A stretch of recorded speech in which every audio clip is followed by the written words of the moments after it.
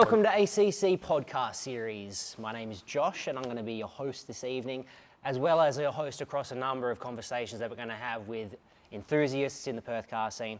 Tonight we have with us Pascal and Hakim.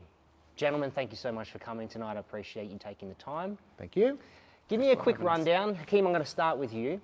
Who are you, what do you do, and what car have you brought tonight? So I'm Hakim. I run a painting contracting business. I've brought my 23 GT with close friend here with Pascal. Yeah. And Pascal, yourself? Sorry, what was the question again? Who are you, and what do you do, and what have you brought to drive this evening? Well, Pascal and I have got a construction company doing commercial construction here in Perth. I've got a McLaren 720 with some serious mods on it. Just to come and have a chat with you guys. Awesome. Now, your 720, clearly not standard, as you touched on before. Can you give us a little bit of a rundown, I suppose? How long have you had the car, and what prompted you to modify it in the first place? Because a lot of people will buy a car like this, and that's the end goal for them. Clearly not for you. What prompted you to go ahead and start modifying it? Well, you know, when you go and buy one of these cars, you're looking at all sorts of different cars. You look at them, and then you look at cars, what you like, what you enjoy. I drove many different cars, seeing what I like. Eventually drove this one and fell in love with it straight away once I'd driven it. And then you think, this is the perfect car. Once you get in it and you start driving around, and after a while you start going, well, what happens if I do this little mod and then this little mod? And and then it just gets completely out of control, where I probably did every single mod that could be done to a car I landed up doing. And seeing a few other people around that mod their cars, you do want something that is individual.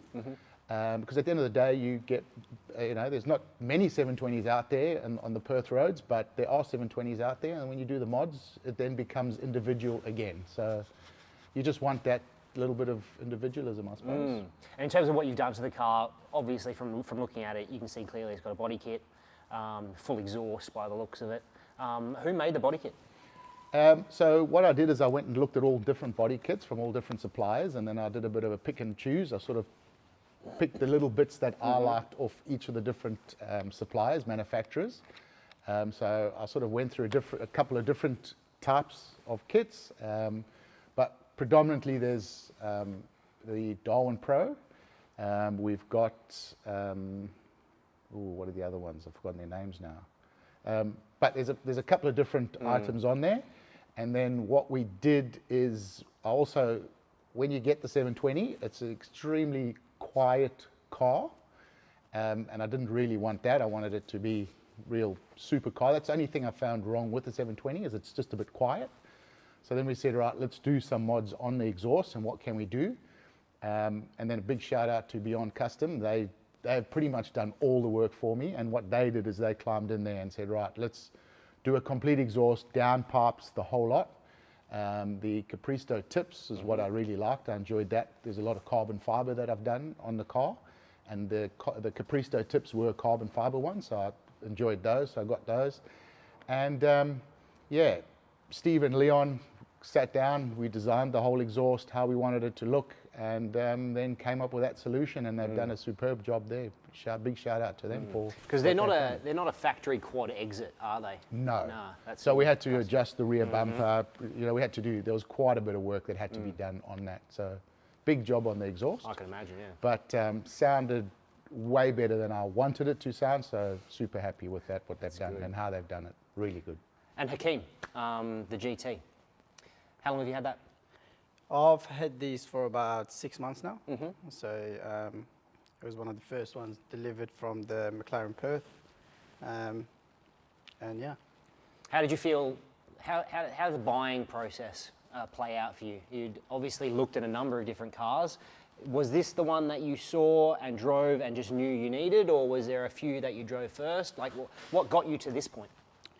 So it's an interesting question, and I think the main factor for me was I've never had the opportunity to consider such cars. I was looking at a 650 SR Carco, and a friend of mine that's managing McLaren, he said, why don't you look at the GT? I thought the GT is going to be out of the range. He gave me a really good price on it. And there was a white one and this one. Once I went and had a look at it, I just fell in love with it straight away. It ticked the boxes for me because I haven't come from supercars, so it was the first one. I thought it was the right step. It's niche. It's not, like Pascal mentioned, there's not a lot of noise to the GT especially. It's probably a lot quieter than the 720S itself. But it ticked the boxes for me because I do want to go straight into a car that, you know, I'm not even familiar with. And yeah, it was brand new. It was one of those accomplishments where I always wanted a supercar, but I never thought I would have these sort of chances to grab one. So the main factor was the opportunity was there, and I grabbed it with both hands. Yeah. Yeah. And you mentioned that obviously you'd never had this sort of car before. Can I ask what you had before this? I had a C63 final edition. I actually had that for about 5 months. I didn't have that for long. Same sort of situation. I really wanted that car for as long as I can remember. That was the dream for me. So I never had a vision to owning a supercar. It was more so, you can almost envision that when you come from humble beginnings, you don't consider such supercars, you know, they're out of reach almost. But I always had an eye on a C63. My older brother had a 2009, and I said to him, one day I'm going to own one. So worked, and the final edition was really limited. It was really hard to get a hands on that one too. So again, a close friend of mine, Sam, really helped me on that one too.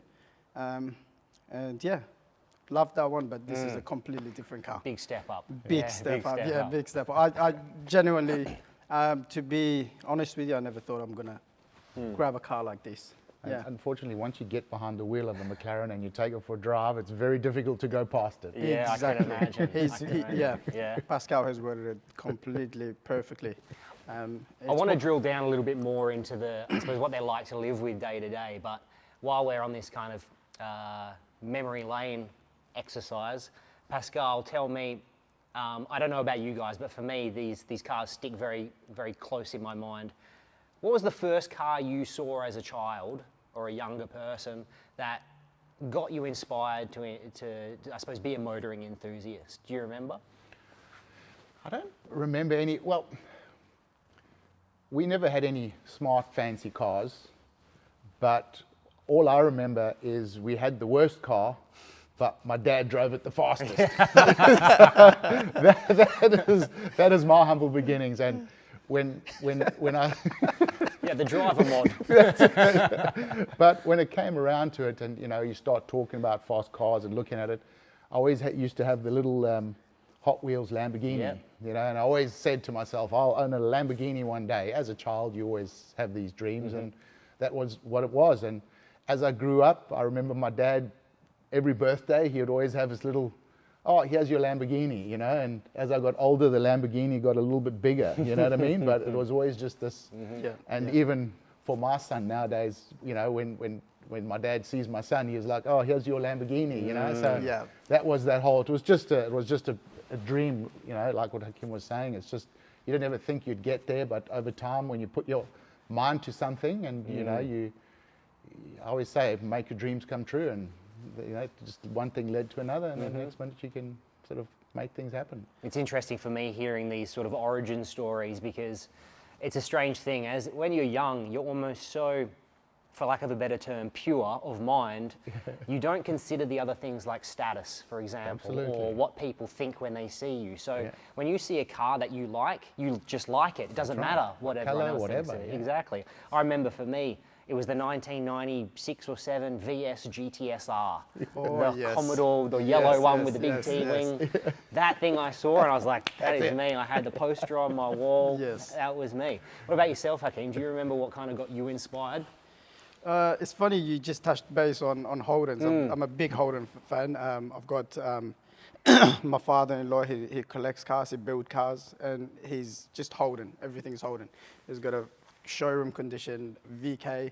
They've got a VO at the back of the house too. It's all locked up with bollards, like someone's gonna break in. But for me, it's funny, but I always liked cars that is, has some spark to it, like what he's done to his. He's gone overboard, but back in the days you don't see cars like this. But it was Holden's, a Holden SS. When I first arrived to Australia, it was I got picked up from the airport, and on the way back, he mentioned about his father driving fast. I got welcomed with a car crash. So you arrived in Oz, got off the plane, drove home and crashed. We literally got into a VS Commodore, and it was raining a little bit. He pushed it a bit and straight into a tree. No one was hurt, but yeah, that was the welcome. That was the welcome to Australia. And ever since then, you love VS Commodores. Which shape? The shape with a tree in it? So to answer your questions, it's my older brothers is probably my role models. They like cars just like me. So seeing them drive nicer cars, it's almost a push for you to get those sort of cars. Yeah. Yeah, a bit of a motivation. Yeah, and I go to a lot of meets with them. Back in the days, I don't know if you guys used to do it, but they used to gather at the car park. They used to wet the floor, and they used to try to recreate the Tokyo Drift scene. I used to go with my brothers to all these meets at Belmont car parks. There used to be an upstairs car park, and people used to recreate this scene. So, yes, we love cars. Yeah. Always have done. Yes. So talk to me, now we're in modern times. Pascal, this car obviously attracts a lot of attention. It's be very difficult to drive this thing down the road and not have people stare at you.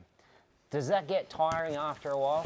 How do you deal with it? I mean, I've driven a few myself, and stopping at petrol stations, just trying to do your everyday thing. Sometimes you're not in a mood to have a conversation with some bloke for half an hour about what's going on. How do you approach that driving every day? I just go back to my childhood days, right? We never got to see cars like this. We only got to see pictures. If you looked in a magazine and saw a nice car, that's what we got. We didn't really get to see so many nice cars. When you did have the opportunity to see something, you never got the opportunity to talk to someone about it. So I always look at those days. So when somebody comes to talk to me about it now, I make that effort, especially when it's the children that get involved, because I look at the dreams I had, and I look at those children at the dreams they have. And if they can get inspired, just like the way I was, and made me work harder and want it, and how am I going to get it, if I can motivate those children, I'm happy to talk to them all day long. I'll put everything else on hold. And yeah, there are some people I've spoken to, parents, and they're going, well, thanks for doing all of this, because they're so happy that their children are actually interested in things like that and not other things, drugs and alcohol. So they're happy with that. So when I'm talking to people like that, I can talk all day long, and I've got no issue with it. Yeah, that's a good point. When I land up at a traffic light and someone sits next to me, and he wants to race me, and I look at it and it's a 1900 something or other that can't get over 60 k's down a mine shaft, that's the sort of thing I do get sick and tired of. Where the guys want to race, and you just, you're not going to compete against something like that. No, don't bother. And it's also very dangerous when you're sitting at a traffic light with someone that's inexperienced. You don't want to be racing them. Absolutely, yeah. But you're right, that thing you touched on, especially with kids coming up and speaking. I remember as a youngster having those experiences, and they become really core memories. Absolutely. You carry that through with you for forever, and you might be making a little enthusiast just by having that one conversation. And a lot of these kids are actually photographers, right? And their passion is taking photos of nice cars. So when they have that opportunity and they say, oh, can I come and sit in your car or whatever, you go, you know what, come and sit in the car, and then if I can motivate one child to become something, and they always ask about what you do and how do you do it, how can I do it, you give your best advice at the end of the day, but if I can inspire one child to motivate themselves to actually drive a car like that in the future, then tick, my job's done. Then awesome. Yeah, perfectly said there. And Hakim, I suppose you're relatively fresh to supercar ownership. I'll put you on the spot here. What's one thing that you didn't quite consider being a byproduct of driving something like this? Something that maybe annoys you, maybe you enjoy. Is there anything that stands out that you didn't expect before buying this thing? Oh, look, to be completely honest with you, there is such things if I was to get something that is very heavily modified, because everyone's got their own little taste. I think the biggest advantage I had was being a new car. There is no such thing as things that annoys me or things that I should have considered.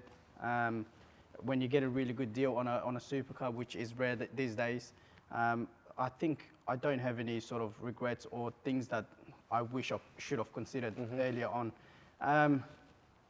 Do I wish I knew more about supercars where I could have compared those sort of range at that time?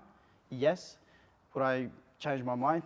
I guess we never know. Yeah. It's one of those, I don't regret a thing with this car, but I am fresh, like you just said. I do meet a lot of great people like Pascal. They know cars in and out. I'm very fresh to the scene. So I do value everyone's time giving me feedback, and being new to the scene, especially in the McLaren, there's not many around, like Pascal said, but everyone's very welcoming. Like, you know, we catch up over coffee.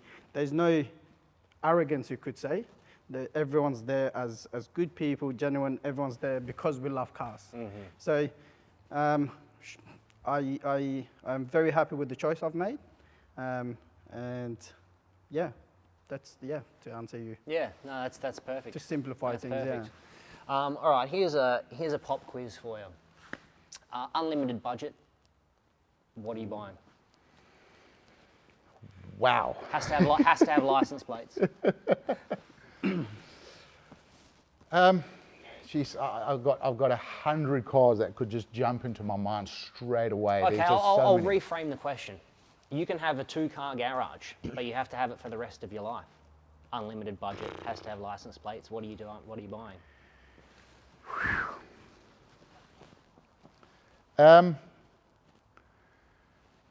Wow, that would be quite difficult to narrow down. But you know, I always say that there's an interesting thing. Sometimes meeting your hero isn't always the best thing. You know, sometimes when you meet it and you see it and you drive it, you go, "Oh, that's actually not the best." So, you know, the cars that I'd be thinking are cars that I've never driven. You know, so there's little. I mean, I've seen you know, some really nice cars, and I've seen a Bugatti Super Sport driving around, and I thought to myself, "Wow, that would be so nice." You know, but that is, you know, it's. If you said unlimited budget, I'd probably say a Bugatti. And your second? You're gonna have to have something to drive every day. You can't drive the Bugatti every day. Yeah, I wouldn't mind. Yeah, maybe something like a Pagani or something like that. Oh, even more exotic. You're a sucker for punishment. I'd drive that around every day to go to the supermarket, no problem. Fair enough. What about yourself, Hakim? If you had to have 2 for the rest of your life? Oh, I have this conversation with my brother-in-law all the time, yeah. For me, number 1 would be a P1. Okay. I love the look of the P1. I love the numbers of it produced. The value is always going through the roof. I love the looks of it. Everything about the P1. So that would be number 1. I think the second one would be, haven't really thought about the second one. It's always the first, but probably a 4-wheel Rolls Royce or something. Yeah, Cullinan or something. Yeah, Cullinan or something kind of like where I was that. going in my mind. I was thinking of Rolls Royce as well, but you know, just so you can take the family out, you know. Yeah. And then you or got 6 this. strippers. No, it's a joke. It's not. Yeah, so those are the 2 for me. Yeah. Fair enough. The P1 especially. That's a good point. Here's a kind of a more personal question. Do you guys? We'll start with you, Pascal. Do you ever get a sense of buyer's remorse on something such a large purchase? Do you ever sit back and think, oh, is this too much? Because people will see supercar owners, and I'm using broad strokes here, And there are some negative connotations. Oh, this guy's trying to show off, or this guy's this. And I know you guys are obviously enthusiasts. You love to drive. I've seen you drive. I know you love to drive. Yeah. So, I mean, I could have a passion. Maybe I would like boats, So everybody's got their own passions, and, some people might, want a huge big house or whatever the case may be. So for me, growing up as a kid, can't explain why, but it's always been cars. So, when I had the opportunity to get involved in supercars, obviously gone up through the ranks and had all sorts of different cars. That first supercar, you always stretch yourself. The next one, you stretch yourself. So every time, you're always stretching yourself, and you're doing what you can. Like you say, what's your best one? I'd like to drive a Bugatti. Maybe in 5 years, maybe I would be. No idea. So, buyer's remorse, no. It's my passion. Absolutely love it. Once I had it for a while, then you start getting itchy feet from a perspective as I want it to now become individual. I want it to have my flavor on the vehicle, and then you start doing the modifications to it. And what modifications, as you can see, there's a lot of modifications on there, and I could even do more again. So, would I ever want to stop? No idea. And Hakim, do you think you will get the same bug as Pascal did? Do you see yourself modifying this at all? Or are you happy with the in-stock guys? It's funny because Pascal knows I've been looking around at body kits at the moment. I've spoken to Racing Dynamics, you guys, about a tune. But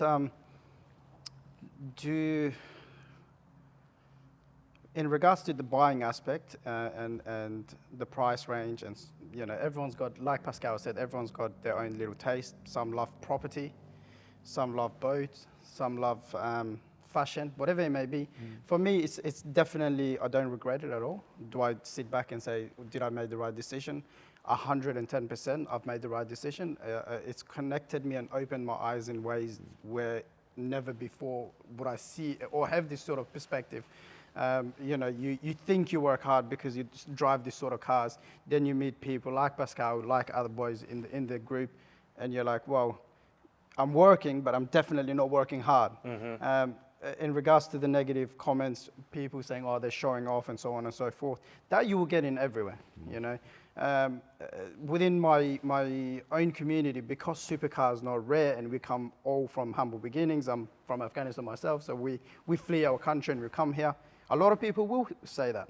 But the thing is, for me, to escape that mindset, I like to get out of that and connect with people like Pascal, because their perspective on these supercars, it's completely different. Like the doors this car has opened for me to meet sort of business people that I personally believe that, it's paid itself off in the first 6 months.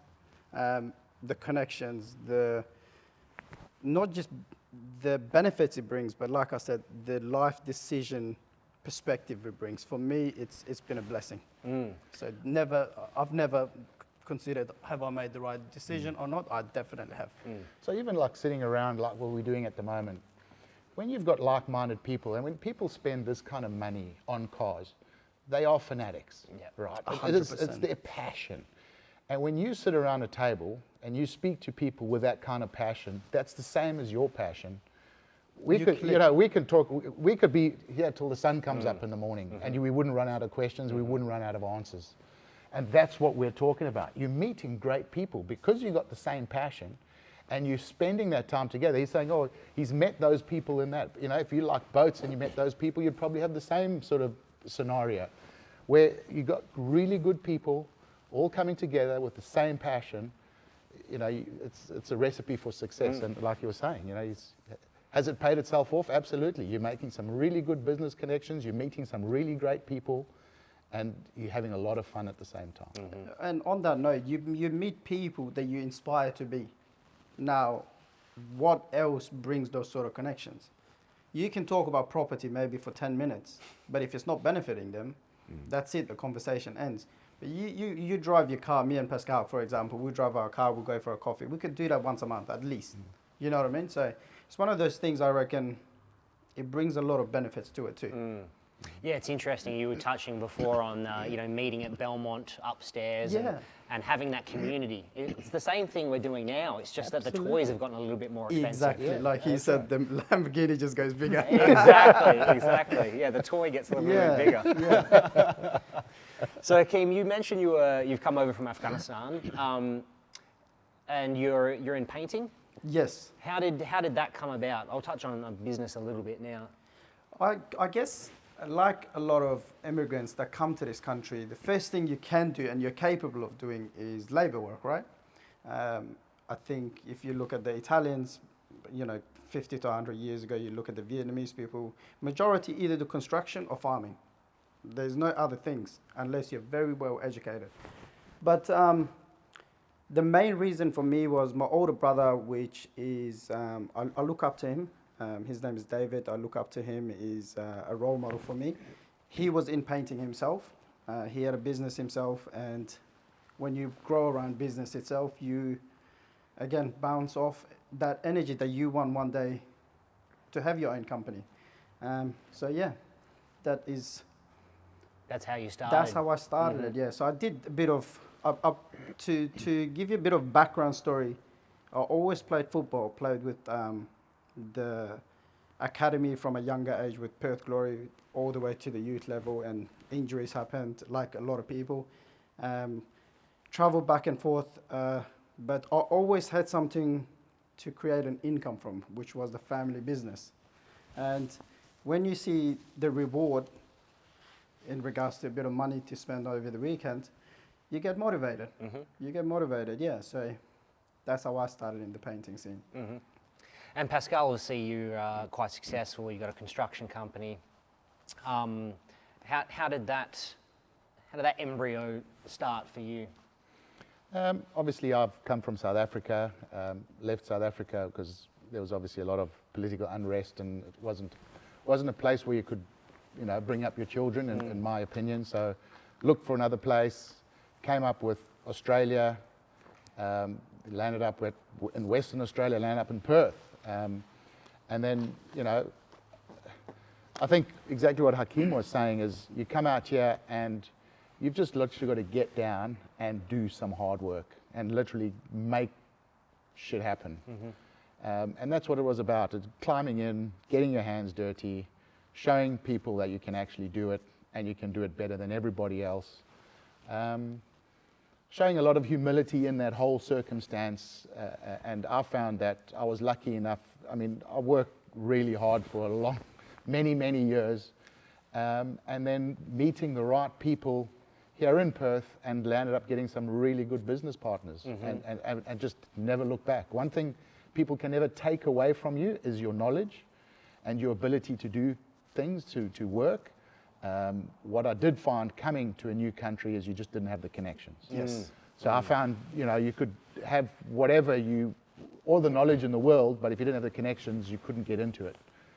So I managed to get some really good business partners. And how did that come about? Was it through shared interests? Or? Yeah, it was actually, strangely enough, sitting on a boat one day having some drinks and somebody saying, "Oh, can you do that?" And I said, "Yeah, I can." And then started doing it for that person. And they went, "Wow, you can really do that." And doing it more often, and then other people seeing what you can do and them saying, "Well, come and work for me," and landed up going through a few different businesses, and eventually sitting down with somebody saying, let's get a business going together and not just as an employee, and haven't looked back since. But it was a lot of hard work and a lot of effort that you have to put in, and I still put in every day. I suppose it's kind of a cliche question, but there are often nuggets of gold in there. Pascal, if you were to give someone younger a piece of advice, someone who wanted to not so much get to where you are, but someone who wanted to be successful, someone who was trying to achieve, what's a little nugget of something you've picked up along the way that you'd like to pass on? I've sort of mentioned it already. I think the biggest thing that you can do is put in a lot of effort. The effort is the outcome. The outcome is the reward. I always say never chase the dollar, never try and get, never say I want more money. Rather get success do something that's successful, money follows success. So, Love that. success, and then everything follows from there. So what you have to do to be successful is just focus on it and do it. Yeah, reward comes when you excel at what you're doing. Absolutely. Every so, time yeah. I've gone chasing $1, it's ended up poorly. And you'll get $1, but you you won't will. get 10 or That's 100 right. or 1,000. That's right. So it's as simple as that. And Hakim, for yourself, obviously coming from somewhere like Afghanistan and coming here, you obviously faced a lot of adversity in trying to get yourself up and running. What's a nugget of goodness, I suppose, that you've come across? I think everything aside, especially Perth, there's so much opportunity. Everything comes down to the will. Mm-hmm. If you have the will to do things, like Pascal said, and you put in the work, the rest, in this country, the opportunity is endless. Mm-hmm. Would it be the same in 5 years? I don't know. But at this current time and the last 15 years, there's so much opportunity here. You just have to do what you promised to do, basically. Nothing more. But if you go above and beyond and you work hard, you're going to achieve greatness, in my opinion. Mm-hmm. And yeah. Very interesting. He says, in 5 years, is it going to be the same? If your will is the same in 5 years, it will be better. So no matter how difficult it gets, your will is going to determine your future. 100%. Your effort will manifest your own Absolutely. destiny. Yeah. If certain markets close down or get tighter or tougher, your will to do something different is going to be your Will keep success. driving. And what Pascal said earlier is no one can take your knowledge away and your drive. That's what determines you as a person. Essentially, that's what it is. If you have the will to do things, then yeah, greatness will come. And for anyone that, out there that's watching this and they want to get a car like Pascal's or myself, it's just to start. Action it. Don't overthink it. You'll come with solution along the way. But time you don't get back. Just start and then try to figure it out. You'll have many, many hurdles, and I'm sure you've had Yes. just as many Yes. hurdles. But and the hurdles just get bigger, higher, wider. And that's life. But you have to learn how to get around them. I always say, how do you eat an elephant? You've got to eat it Bit by piece by bit. piece, and that's as simple as that. Yeah. You're going to have hurdles. You're going to have, and it's that will to continue is the person that's successful. It's the person that gives up. Obviously, once you've given up, you've given up. It's interesting. I've met a few very, very rich people in my time, and probably 99% of them, if not 100%, has either been bankrupt or very close to being bankrupt at least once, sometimes multiple times. Yeah. So that speaks volumes to what you're saying. So you'll face adversity, you'll face challenges. Next foot forward, keep walking forward. Yeah. Hakim touched on something just in passing there that triggered something. It's something that was drilled into me early, but I never really resonated. Do you set goals for yourself, whether it be in business? I think business probably a little bit easier too, but in your personal life, are you a goal setter, or how do you plan that out? How do you plot that out? Yeah, I'm always full of goals. And yes, absolutely. And I've always set goals, and I've said, what, that's going to be my 5, and that's going to be my 10-year. And the minute you've set it, it's funny how fast you can actually bring that in. If you've given yourself a 5-year goal, next minute, 1 year later, wow, I've got to reset again because now it's my next one and my next one. But if you don't have a goal, you just got no direction. And it's exactly the same in business. If you don't have a proper strategy session on where you want the business to go and what you want it to do, it can start just meandering and it's got no purpose, or it doesn't have the purpose that it needs.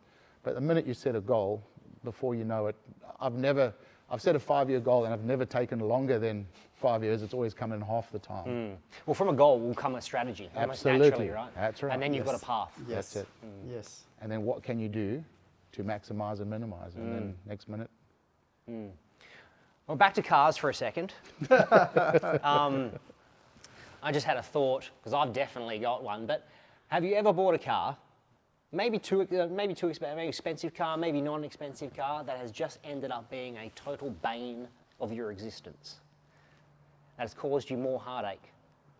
Have you ever bought anything like that? yes, my Yes. very first car. Yeah? My very first car. But I think it was a plan from my dad to actually get me to understand how cars work. Okay. So I bought a Ford Capri, and that was my very first car. And I think there wasn't a weekend that I wasn't broken down. It broke down every weekend. And I'd phone my dad and say, I've broken down. And he goes, all right, what parts would you like me to bring? And if I couldn't tell him what parts I needed to bring, he couldn't bring it, and I would be sitting on the side of the road. So I learned very quickly on what was wrong, what had to be done. And I didn't always get it right. But now I can actually understand, I fully understand how cars work and that. And yes, I look back at it and I think to myself, that was the worst car you could probably ever have had. But I think it was the best on understanding how cars work and just giving you that knowledge and understanding. It was such a different time, and I'm going to show my age. Hakim, I don't know how old you are, but 21. we didn't have YouTube back in the day, you know? Absolutely. If something broke, Yeah. you had a Haynes manual. I think That's Haynes, it. wasn't it? Haynes manuals. You had a There we Haynes go. manual and your granddad, and that was about the only sources of information you Well, had. and my dad. Yeah. And Yeah. my dad was that type of guy that would figure it out. Yeah. I love that. I was very good at pulling a gearbox apart.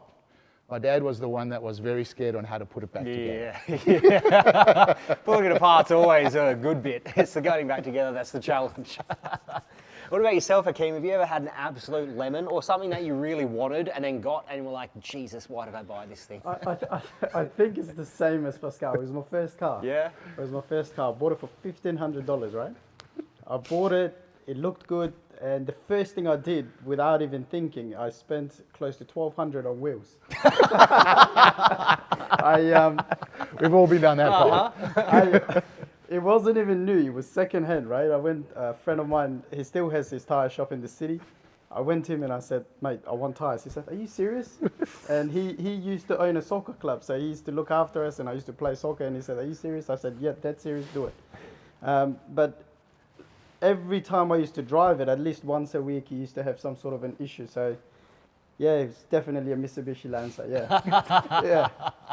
Of course it was a Mitsubishi Lancer. Yeah, it was a Mitsubishi Lancer, mate. Two-door? No, mate, no. Oh, you had the four-door? Yeah, it was Oh, at the that's four-door. actually a little bit more props than I did. Yeah. And again, to finish it, it's just, I ended up selling that for $700. With the rims on it.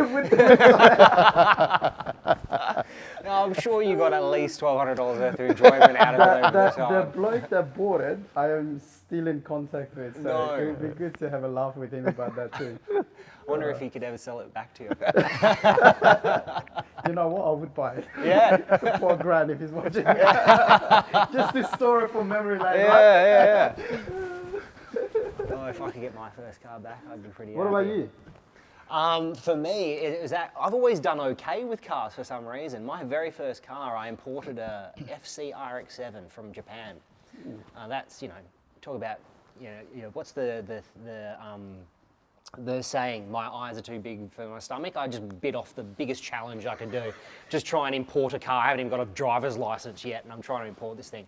And of course, while it was being loaded onto a ship in Japan, someone drove a forklift square into the back of it. So the back panel just had 2 forklift dents. And it had it for as long as I had it. I didn't have You the could money maybe to put fix 2 it. exhausts out there. If I'd seen yours, I might have got some inspo. But I had no dramas with that car, really. It was my poor financial decisions when it came to cars happened much later when I actually had some finances to spend. I bought my dream car, which was an Audi RS6. Oh, yes. 2018 RS6 Performance. I'm one of those people, I love these. I also really like understated. I like having 800 horsepower and, blow the doors off a GT3 from a set of lights in a family wagon. Something about that made me excited. And then I bought the thing. It was the most expensive purchase I'd ever made at the time, completely out of my depth. Didn't take the extended warranty because that's a scam, obviously. Take the extended warranty. If you buy a European performance car, take the fucking warranty. So I think my first 3 months of ownership, I drove through a puddle and it got water in the ECU of the steering rack, which caused me to lose all power steering. A steering rack for an RS6 is 9 weeks wait, and how much was it? It was $7,000, $7,500. Jeez. So I had to buy one of those. Then I had an engine mount fail on a car that had no K, so I don't know how that happens, but they're oil filled or fluid filled and electronically controlled. They're $3,500 a piece. Plus the engine has to come out to install the bloody thing. So, and guess what? 9 to 10 weeks from Germany. So my car's now been off the road 18 weeks of my 3 months of ownership. Then I went to the drags and the gearbox went into limp mode. And I was like, this sounds expensive. Turns out the clutch packs had prematurely worn in first gear, so I had to take the gearbox out. No one did Audi gearboxes here, so I sent it to ATA in Sydney to fix it. Get it back, still doing weird things. It was jerking in first. I was like, this isn't right. So they said, take the mechatronic unit out of the gearbox, send it back to me. I'm going to put some new solenoids in it. No worries. Put it in a DHL box. They lost it. Oh. Didn't get insurance on it, so $8,500 plus the 10 it cost me to rebuild the gearbox. So now I'm in the biggest financial hole of my life. How long ago was this? About 3 years, two and a half years. Okay, now. And you hadn't even used a set of tyres yet. I hadn't. I didn't replace the tyres on it. No. You said you had it for 3 months. Yeah, I had 3 months for that Jesus. point. I think by the time I did the gearbox, it might have been just shy of a year. Well, we're glad we asked you this question. Exactly, exactly. Well, we've had plain sailing, haven't we? You guys are with the dream. But I did exactly what you did, Hakim, and I drove the thing straight to Racing Dynamics. Didn't even have the car for 3 weeks. Drove it straight to Racing Dynamics, downpipes, tune, gearbox, tune, suspension, exhaust. I did everything. And that was actually a regret now. I think I should have spent some time with the car in stock form just to enjoy it as it was. And then you Yes. can start doing little bits and Yes, pieces because you get to get know the enjoyment. car. You get to Yes. play with it. And Yes. half of the fun, I think, in these cars is fiddling with it. I don't know about you, but I'm a tinkerer. I love to too. do things. Yeah. I love seeing what it was like before and then after. I went and just did whole hog, and I don't think I'd ever do that again. Well, I did a trip to Europe recently where we drove a whole lot of supercars from Germany all the way down to Monaco, down to the F1 Grand Prix. And we drove 2 different supercars every day, and they were all stock standard. And it was great to drive the cars, but driving a stock supercar, When you've got out of that. That's right. I have found that to be a bit challenging because you sort of go, oh, okay, is that it? Which is, I suppose you've set the bar high. Yeah. Now It's hard to go back. Yeah, that's very interesting to hear, right? Because that would be a question I would ask Pascal. But yeah, that's very interesting to hear. Yep. So with all the cars, it's still the bar for you wasn't reached Yeah. through those cars. No. There was one car that I thought from a performance perspective, that was the Ferrari SF90. Oh, yes. That was up there, but all the others, they just didn't perform. They drove really well. I enjoyed them. I got a lot out of the Ferraris, the 812, the 488. They're all nice cars to drive. The Porsche GT3 RS. The new 992. Yeah, Yep. yep. And then they had the GTS. So all the cars were really nice to drive, but they all just lacked that power and Yeah. that. You know what next it is, level. mate? We were talking before about the Tesla Plaid and how it wasn't really exciting because of the no noise. Yeah. The SF90 that you touched on, performance-wise, awesome. Magic, but it but doesn't get you. That absolutely. visceral feel is missing. Absolutely. That's when you know cars. See, that is just nuts. To drive all these crazy hypercars, supercars, and to Like, say nah. it's not really there. Well, what Pascal touched on before around not meeting your heroes happened to me recently. And it's when we caught up the other day, I got to drive that 992 GT3 RS. Yeah. And on the road, it is completely boring. Yeah. That is the poster car for everyone on the internet right now. Everyone's losing their minds. Yeah. And it's interesting because, I saw the car in development. I saw everyone car wow doing the YouTube reviews and I thought to myself, wow, imagine getting to drive one of those. And once And then you drive I'm it- driving it down Power Street Yeah, and in you go, traffic going, this is completely Yeah. boring. Yeah. Yeah. And how many times have you driven around a track-focused car that does the Nürburgring in fucking 3 seconds Yeah. and been like, nah, I need something else. Yeah. You know what? I've heard by a couple of people the same thing. They say it's fun to truck. That's all. If I had to have a track Yeah. car and a daily car, Yeah. I would take that as Yeah. a track car all Yeah. day because there's Yeah. nothing that does it better. That's right. But what I came to realize is, and it was something I was talking to you about in the car, is that there is something missing when things do things too good. It's almost like I want it to be a bit of a pain in the ass sometimes. I want it to be a little bit noisy and drone and hard to get in and out of and have its own little foibles because that gives the car character. Yeah. That thing feels like a German precision instrument. It does exactly what it says on the box, nothing less, nothing more. Yeah. So I'm going back to the Japanese cars. I want something that's going to break down on me, uses too much fuel, hard to start. Empties your wallet. Exactly, because that's where the real joy lies. So to touch base on that, have you got the RS6 still? No, I've got an M4 comp now. You should get back the RS6. I'm an idiot, but I'm not a sucker for punishment. I'm done. How does McLaren Perth, how are you received at McLaren Perth now with this spaceship? Well, I mean, I was lucky enough to get in to let Beyond Custom do the work they did. They do fantastic work. Big shout out to Leon and his team. And the results they got for me were superb, way above my expectation. And I've sort of just stuck with them. Every time I've got an issue or whatever, pick up the phone, Leon, this is the story, and he drove through to my place the other night again, just come have a look, got the computer on it, plugged it in, and, so the service and that I get from Leon is great, and I've sort of stuck with him. He's done the work, he understands the car, he knows the car inside out. So I've sort of just stuck with him, and every time I do something, I sort of go back, Leon, and I'm sure he pulls his hair out every time he sees me. Pascal again. Yeah. Well, he just touched base about Beyond Custom. We never had a McLaren Perth, so Yeah. his relationship with Leon being Yeah, so strong. it was long before long McLaren before. Perth was around. Yeah. That's right. There was no real servicing opportunity No, for anyone. Yeah, That's which is right. a big blessing. It's They actually had people come from over east, once a year, and then everybody that owned a McLaren apparently had to get it serviced there. And it was actually a bit of a concern when I purchased the McLaren, but Lack of support locally. lack of local support. But I did have a chat. I did have an R8 before this one, and I did chat to Leon about it, and he says no, he actually can service McLarens and was servicing McLarens. So then I was comfortable to actually go and buy a McLaren, which I did, and then a year later, I think the McLaren Perth branch opened up. Yeah, right. Let's talk quickly about the future of motoring. I'm sure you guys have got some interesting opinions.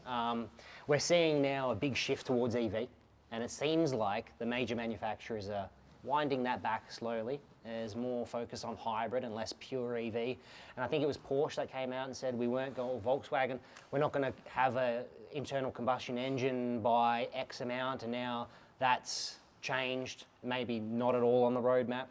What do you guys see in terms of, I suppose, EV versus ICE, and how do you think that's going to affect, supercars especially moving forward?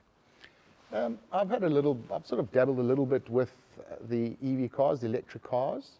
I think they've got their place. I mean, I drove it around for a month and enjoyed driving the car, just as a daily, doing what you have to do and no fuel and all that sort of stuff. So I thought it was great and what it was doing. And, when you speak to people that have owned them for many years, there's very few moving parts on it compared to a normal combustion engine. So I think they've got their place. But when it comes to supercars, I've just found that even when you look at the 720, when you get inside the car, it's a very simple car, Do you need a radio?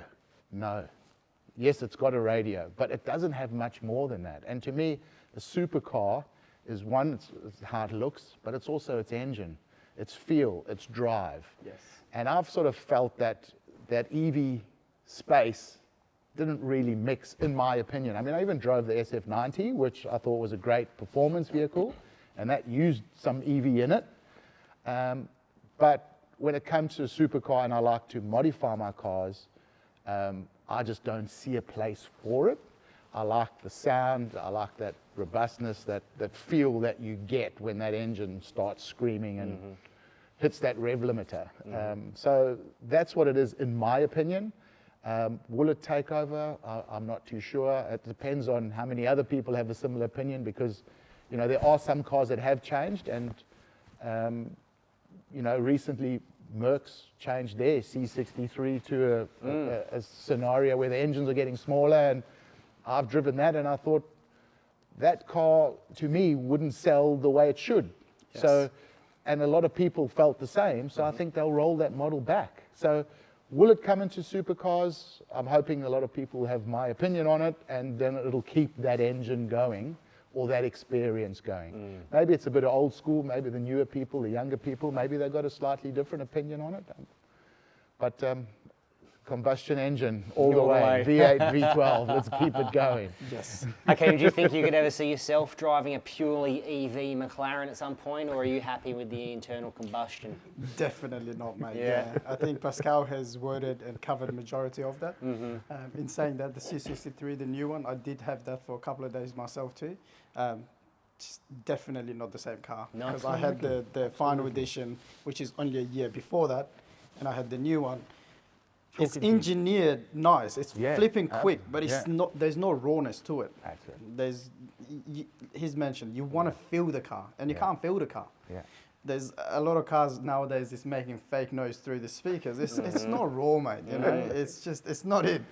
And when modifying a car, and you're starting to modify, I mean, when people get into the engine and it's pistons, you know, conrods and all these type of things, I looked at the SF90 and I looked at the engine, and I thought to myself, how would you even modify that? Because you've got to actually start understanding how that electric motor works and how the traction control between that versus the... There's too much limitation now. There's too much, yeah. You need a Sparky sticker just to open the engine. Sparky, plumber, Yeah, all of the above. All of the above. painter. We got the painter. he can open a shop then now. Yeah, it's perfect. Pascal's body works. You're right, though. I think there is an element of soul that is lost when you Yes. introduce the battery for some reason. I don't know what it is. I don't mind the concept of the hybrid, where you know you're accentuating the power, maybe to get more linear powered delivery, or you know trying to get big turbos spooled up quickly. Yeah. Then I can see the point. Yeah. But the main selling point that they're saving the environment, I don't want to get too technical with yes. that. It's just, it Fugazi, does not right? make sense, No. you know? It Yeah. doesn't make sense. Yeah. How much are they damaging with building all these batteries, you know? But again, it's definitely not for me. Definitely not for Pascal too. No. You could drive it as a daily, like, you know, if you know, just do a lot of short trips, Sure. perfect, I reckon. As Pascal said, there's a Yeah. place for it. Yeah, so there's it's a place. probably that. It's niche, it's very niche. Yeah. And I'm even going to look at it in my business now. They've got a battery-powered ute, and you know, all my local jobs, I will go and buy those and let the guys drive those, you know, and see how those work out. But a supercar, I just Definitely can't don't see see it. No.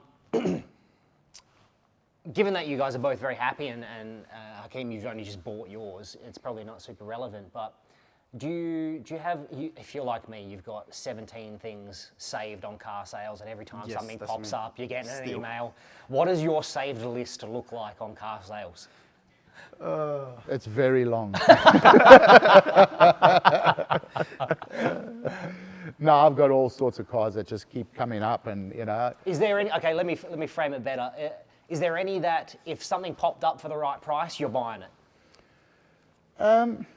Not really. I think I like to look and see what's happening, because one day if I do, I'm au fait with the market. I understand what the market's doing. So I like to see that in the background.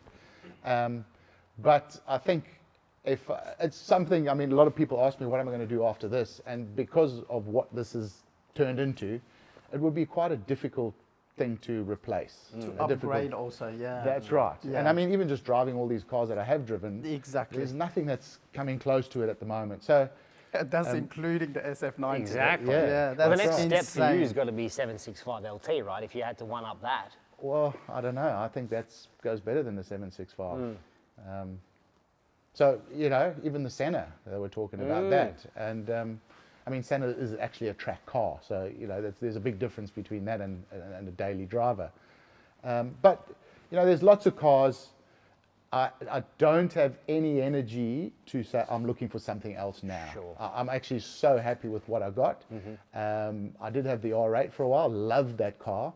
But I found I could drive it with my foot flat most of the time, where this one, Yeah, this one scares you still a that's little right. bit. I mean, it's got 900 wheels and 900 horsepower on the wheels. It's you are feathering that accelerator. Yeah. So there's a lot of respect in that driving cockpit, if you want to call Yep. it, and I think that's what's keeping me excited. The day that respect wasn't there, then I'd probably move to another Then you car. move on. Yeah, that's a really good way of looking at it. And it's something that I fully understand. I mean, I talked to before about the GT3 RS and how it didn't excite me. The car that I would take would be the GT2 RS, the 991 Yeah, GT2 yeah. RS. There you Rear-wheel go. drive, Yeah. 800 plus horsepower. Yeah. It tries to assassinate you at any RPM, like Yes. I'm sure this one does, if you Yes. don't give it the right amount of respect. Absolutely. And I actually enjoy that. The car says, Well, it makes I it am exciting, the boss. right? I'm the boss. Yes. You're driving just me. wants to go. That's right. Yeah. Yeah. And that's very important. I lost that in the R8. Now I'm in control, and then I moved on to something else. Well, it's that Audi engineering, doesn't it? It almost, Yeah. it almost feels a little bit too well engineered. Too well controlled. That's Yeah. right. You can make a mistake, and it corrects it for you. Exactly. Where that ain't going to happen. No, it's, It's more raw, yeah. yeah. And Hakim, your car sales saved list. Have you got anything interesting? Oh, on mine changes per week. there? Okay. So sometimes I'll be at 11 to 12 p.m. and I'm just, going through everything and I save. And then I'm like, I come to my sense in the morning. I'm like, not that one to lead, not that one to lead, not that one to lead. But a realistic one, and I hope it will be sometime soon, would be an Aventador. An That's a really good Aventador would be a dream car for me. Paul, if you're watching this, mate, we've got to talk. But yeah, an Aventador would be for me. But I always look, like he said, you want to understand the market. Sometimes it goes up and you're like, oh yeah, I've got, my car is fairly good. And then sometimes it drops. But I always, like properties, you're always looking. You never Yeah, stop, absolutely. especially with cars. Yeah. You can't sleep, you just go on there. The office is a little bit easier, you go on car sales, So for me, an Aventador, but to touch base on Pascal's 720S, I think I've said this to him before too, this is probably the best example in the country. It's literally a one-of-one. You don't see this anywhere. He did say it drives better than the 765. If you were to put this next to a 765, and it has been at car shows, this will get a lot more attention. Yeah, that one gets a lot. For the right reasons, not just because it's just done superbly, mate. Yeah. Yeah, the fit and finish, you really can't fault it. The You body can't. kit almost looks It just, factory. it genuinely does, yeah. Yeah. Well, I think that answers the question then. Who's got the fastest car? Oh. Pascal, I think you take that one, unfortunately. No, it's a very easy win. it's me. It's just I let him. There you go. It's a consummate sportsman. Yeah, well done. There's definitely no debates about Pascal's car, mate. Yeah. That was funny. The funny thing about the GT is you got to take out the GT to understand it. It is so comfortable. If you put it on, you don't activate the sport. It is so comfortable. You can literally drive it to Bunbury and you won't feel a thing. It will be like your normal car. But as soon as you push it and you activate the sports, it goes, man. Like Jekyll and Hyde almost. Yeah, honestly, it's Very it's civilized. very, yeah. It's one of those things that a lot of people see it as a GT until you give it a bit, So it goes. Do both of you guys drive these daily? No. How often, like per week, do you reckon you get it out? I'll try and get it out every weekend, Yeah. and a Saturday and a Sunday, if I can. Obviously, if it's raining, like when it gets to winter time now, and with those tyres on it, Semi-slicks. it's like driving on an ice rink. So With you that know, amount of power too. Yeah. Yeah.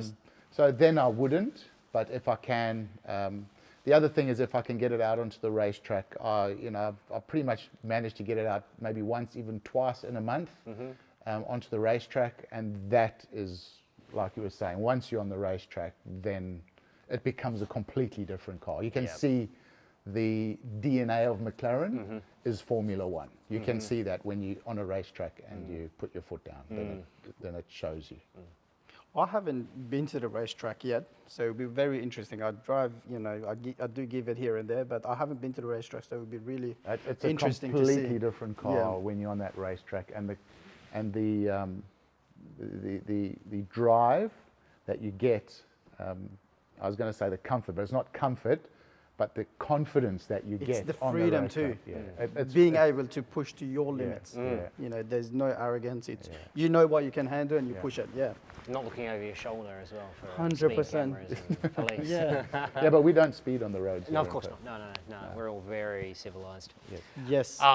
Well, Hakim, I will send you an invite after this. We're hosting a track day at DRM next to the airport. It's a baby track, so Oh, that would be amazing, yeah. You don't have to go crazy at Barbagallo, which can be hard on brakes, hard on tyres, etc. And it is quite intimidating, especially as a new driver.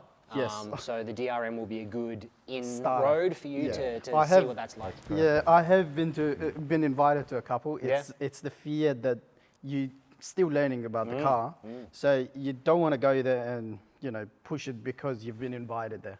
With anything, I like to know what I'm doing first before doing it. So No, I think getting an offer to go to a track, Yep. I think you must take it. And remember, the car only goes as fast as you want it to go. Perfectly. So yeah. at the end of the day, if you don't feel comfortable, don't put your foot that far down. Yeah. And you'll see your first lap, your second lap, and you'll see your times increasing at your own pace. Yeah. But at the end of the day, you will see a huge difference because you will get that confidence. Yeah. Yeah. No, I'll definitely take that offer then. Yeah. No, that'd be Yeah. great to get you both out. I know you're coming already, Yeah, Pascal, I'll so be there, you can give him some driver coaching. Yeah. Oh, yes. I'll let him drive my one. Oh, hold him accountable. We've got that. Please. He'll be like, Hakim, stop. Hold on. Is there a valet mode on a 720? Well, look, gents, I think that's our time. I'd love to thank you both again for taking the time out to come catch up with us. Thanks for your involvement in ACC. We're obviously trying to build a community here, and you guys are foundational members of this this community. So, from the bottom of my heart, thank you. Thank you guys, and I think it's important that to bring these type of stories out to the community, all these people that are interested in that sort of thing. So I think it's great what you guys are doing and how you're doing it. So thank you guys for getting us involved in that and for us to be able to give our stories across. Appreciate it. Exactly. I think it's we should acknowledge it and we should encourage you guys, and we will be there every step of the way. But it's needed. The Perth car scene is not up there. If you look over east, it's completely different ball game. We do have a lot of cars. We don't have someone to host it. I think you guys have set the bar really high. Yeah, But I absolutely. think the event should be more frequent, which you guys are delivering a lot of the times. But we need it. We genuinely need it. Yeah, like I said, just bringing like minds together, networking is very important. Absolutely. Being able to Exactly. share passion, which I think is really Exactly. the foundation of why we do this. Yeah. So we've got the track day on August 9th at DRM, which I'll send you an invite to. We've also got ACC Cars in the Valley on August the 11th, which is going to be massive out at Caversham House. So looking forward to seeing you both there. Absolutely. And thanks Thank again you. for joining me tonight. Thank Thank you, my you. friend.